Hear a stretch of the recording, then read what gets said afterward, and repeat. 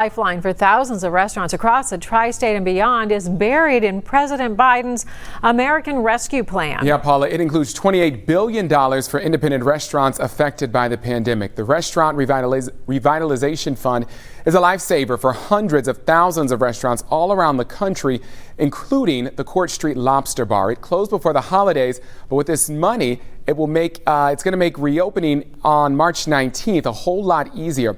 The promise of the money coming too late, though, for its offshoot, the Fiery Hen, which closed last August right next door.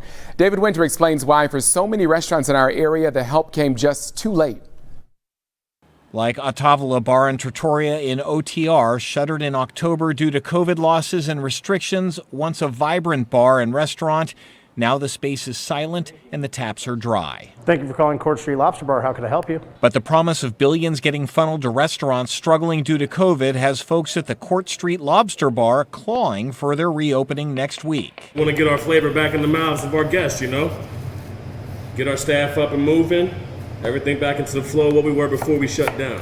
The past year was a big struggle, so any help is great help, and this will, again, go a long way. The Lobster Bar, one of thousands of restaurants across the state that will benefit from the grants, basically providing owners with what they lost due to the pandemic. For instance, if you made $1 million in 2019 and only made $300,000 in 2020, you can apply for $700,000 in relief, tax-free. I think it's a good start. I don't know that it's enough per se.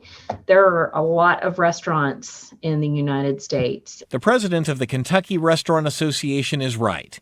Data firm CHD Expert estimates that there are 500,000 independent restaurants in the United States.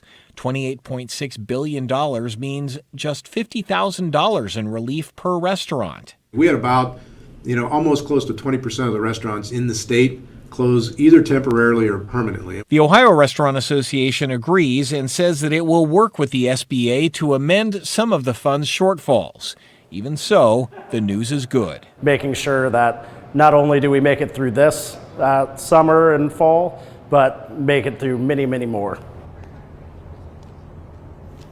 And I do want to mention that Autavula is still open in Madeira.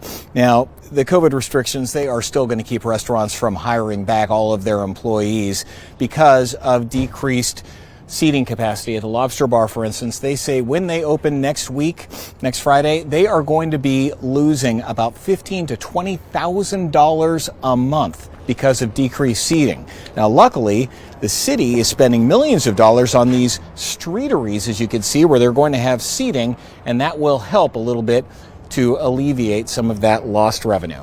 Reporting live from downtown, David Winter, back to you. All right, David, thank you so much. For more information on the Restaurant Revitalization Fund, go to local12.com and then click on the Get It Now links that's under the News tab.